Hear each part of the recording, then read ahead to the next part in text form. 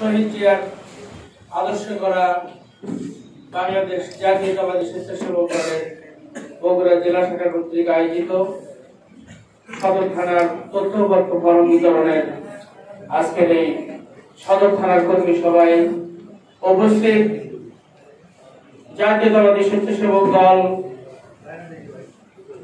সদর থানা ছাত্র দলের সাবেক 17 বছরের সভাপতি, বারবার কারা নির্যাতিত আবার সহযোদ্ধা, স্বেচ্ছাসেবক দলের জেলা যুগ্ম আহ্বায়ক সরকার মুকুল,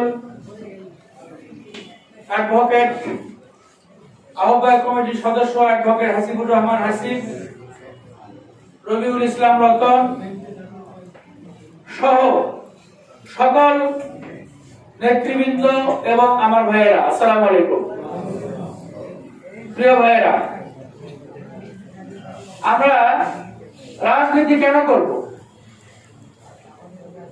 কেন আমরা এখানে এসেছি, রাজনীতি করার প্রয়োজনটা কি? মানুষ যে জিনিসটা করতে চায় সেই কাজটি করার কারণ যদি তার জানা না থাকে তাহলে সেই কাজটি সে ভালোভাবে করতে পারে না। মুখ খুলতে পারে না হলে আমাদের গ্রামে বলে আদা খাওয়া হয়। আমরা পলিটিক্সটা কেন করি, কি কারণে করব? রাজনীতিটা আমরা কেন করব? রাজনৈতিক দল কেন করব? রাজনৈতিক দলের সংজ্ঞা রাষ্ট্রবিজ্ঞানীরা অনেকে অনেক ভাবে দিয়েছেন। আমি যত সংজ্ঞা করেছি তার সারমর্ম এটাই দাঁড়ায় যে একটি নির্দিষ্ট লক্ষ্যকে সামনে রেখে একটা জনসমষ্টি ঐক্যবদ্ধ ভাবে সেই লক্ষ্য হাসিলের নির্দিষ্ট প্রক্রিয়ায় অংশগ্রহণের মাধ্যমে প্রচেষ্টা চালানোর নামই হচ্ছে রাজনীতি। তো আমরা রাজনীতি কিন্তু করি, কিন্তু আমরা বুঝি না রাজনীতিটা কেন করি। আমরা রাজনীতি করি হালুয়া রুটি খাওয়ার জন্য, দল ক্ষমতায় আসিয়ে বেবি ট্যাক্সির স্ট্যান্ড দখল করবো সেই জন্য, পাড়ায় পাড়ায় সাদাবাজি হবে, ইট সিমেন্ট বালুর ব্যবসা হবে সেই জন্য, মাদক ব্যবসা সমাজে ছড়িয়ে দেবো সেই জন্য। আমরা রাজনীতি করব বাংলাদেশের মানুষের মুক্তির জন্য, যে কাজটি করেছিলেন শহীদ রাষ্ট্রপতি জিয়াউর রহমান।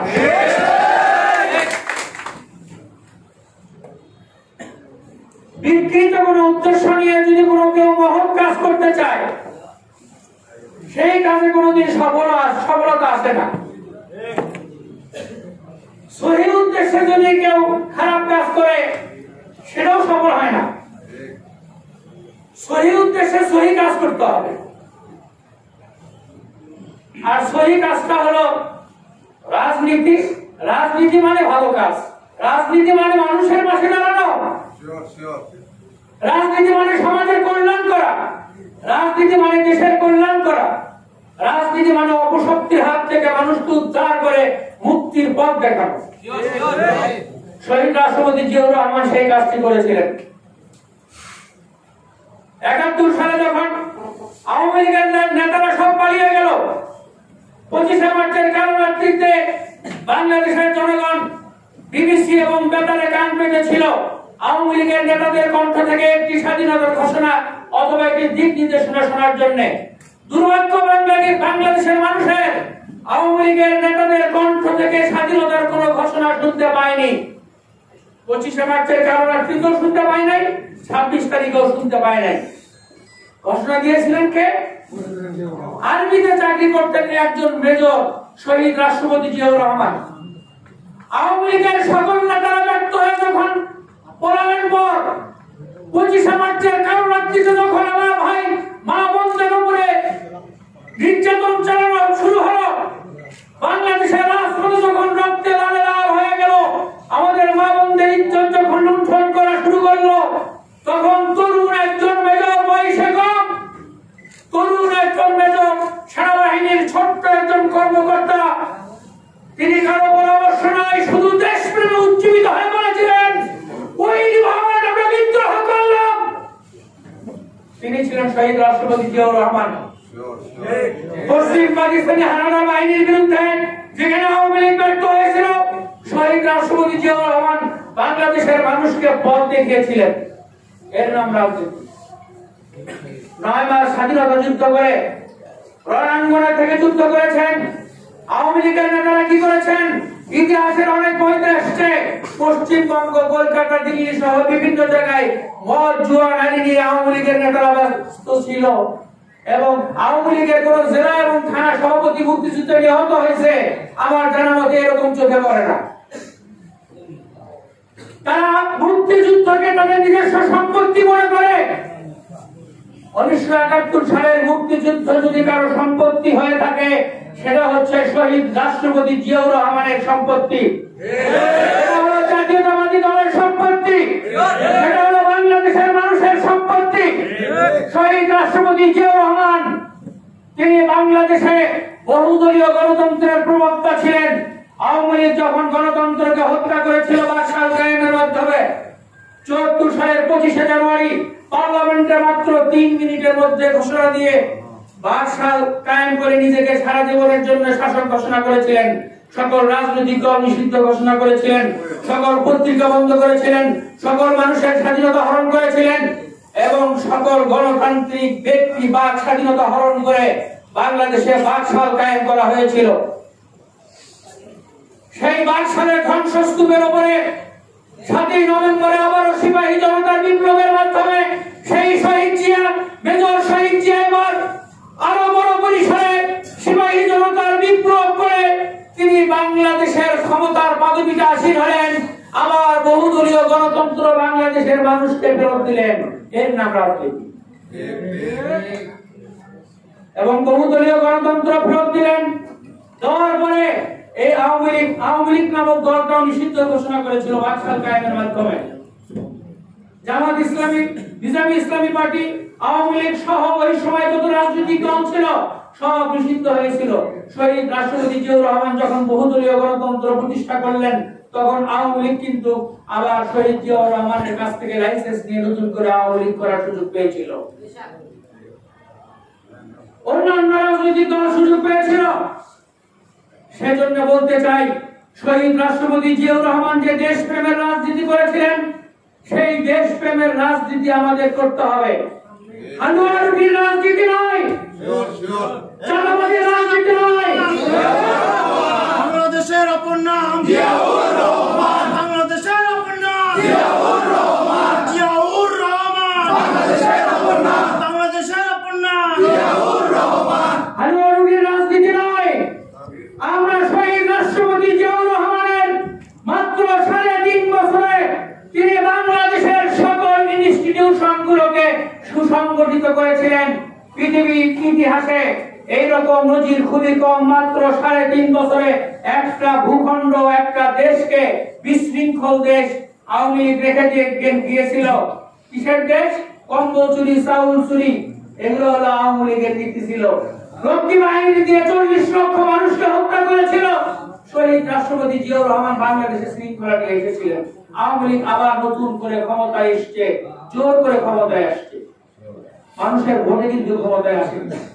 আইয়ুব খান যেভাবে জোর করে ক্ষমতায় ছিল, ইয়াহিয়া খান যেভাবে জোর করে ক্ষমতায় ছিল, এরশাদ যেভাবে জোর করে স্বৈরাচারী কায়দায় ক্ষমতা ছিল, জনগণের উপরে ভীতির সংস্কৃতি চালু করে স্টিম রোলার চালিয়ে মানুষ হত্যা করে এরশাদ শাহী ক্ষমতায় ছিল জোর করে। আরে নূর হোসেন আর ডক্টর মিলনকে হত্যা করে এরশাদ যদি স্বৈরাচার হয়, বাংলাদেশে হাজার হাজার নূর হোসেনকে হত্যা করেছে এই বর্তমান বাদশাহী সরকার। তারা অসংখ্য নূর হোসেন, অসংখ্য ডক্টর মিলনকে বাংলাদেশের রাজপথে হত্যা করেছে, গুম করেছে। কথা বললেই গুম হয়, ইলিয়াস আলী গুম হয়, চৌধুরী আলম গুম হয়। ওই সালাউদ্দিন ভাই আমাদের নেতা, তিনি ইন্ডিয়া রাজপথে পাগল হয়ে ঘুরে বেড়ান, তাদেরকে গুম করে দেওয়া হয়। 1000-এর উপরে মানুষকে বাংলাদেশে গুম করে দেওয়া হয়েছে শুধু কথা বলার জন্য। রাজপথে প্রতিবাদ করার জন্য 3000 মানুষকে চাইনিজ রাইফেল দিয়ে গুলি করে হত্যা করা হয়। এটা হলো আওয়ামী বাকশাল। বাংলাদেশে এখন গণতন্ত্র অবশিষ্ট নাই। গণতন্ত্রকে চিন্তায় গুম করে দেওয়া হয়েছে। গণতন্ত্রে মানুষের সাথে সাথে গণতন্ত্রকেও গুম করা হয়েছে। ভোটাধিকার গুম করা হয়েছে। আমরা মুক্তিযুদ্ধ করেছিলাম, আমরা একটি স্বাধীন দেশের জন্য, গণতন্ত্রের জন্য আমরা মুক্তিযুদ্ধ করেছিলাম। 2 লক্ষ মা বোন তাদের ইজ্জত দিয়েছিল।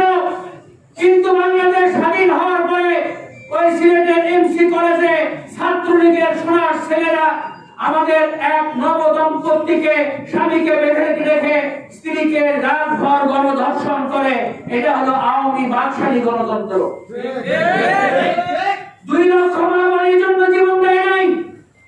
30 লক্ষ মানুষ শহীদ হয়েছিল গণতন্ত্রের জন্য, ভোটাধিকারের জন্য। আজকে বাংলাদেশে কোনো ভোটাধিকার নাই। 30 তারিখের ভোট 29 তারিখ হয়। বাংলাদেশের মানুষের ভোটাধিকার প্রতিষ্ঠা করতে হবে, গণতন্ত্রকে প্রতিষ্ঠা করতে হবে, শহীদের আদর্শ প্রতিষ্ঠা করতে হবে। এই জন্য বাংলাদেশে জাতীয়তাবাদী স্বেচ্ছাসেবক দলকে বাংলাদেশের আনপ্যারালাল সংগঠনে রূপান্তরিত করতে হবে। তোমরা সবাই রাজি আছো? যদি তোমরা রাজি থাকো, স্বেচ্ছাসেবক দল, সদর থানা স্বেচ্ছাসেবক দলের কর্মী ভাইদের, আমি তাদের নেতৃবৃন্দ তাদেরকে দেখতে পাচ্ছি, আমি তোমাদেরকে দেখে আশাবাদী, তোমাদের সকলকে দেখে আশাবাদী। তোমরাই পারবে, তোমরাই পারবে, তোমাদেরকে পারতে হবে। আইয়ুব খানের নব্য আইয়ুব খানের উত্থান ঘটেছে বাংলাদেশে। নতুন ইয়াহিয়া খানের প্রেতাত্মা বাংলাদেশ শাসন করছে। ওই ভারতীয় মদতপুষ্ট নেন্দুকদর্জি বাংলাদেশ শাসন করছে। তাদের হাত থেকে বাংলাদেশকে মুক্ত করার জন্য এমন একটি স্বেচ্ছাসেবক দল আমরা গড়ে তুলতে চাই, যেই স্বেচ্ছাসেবক দল হবে রাজপথের দল।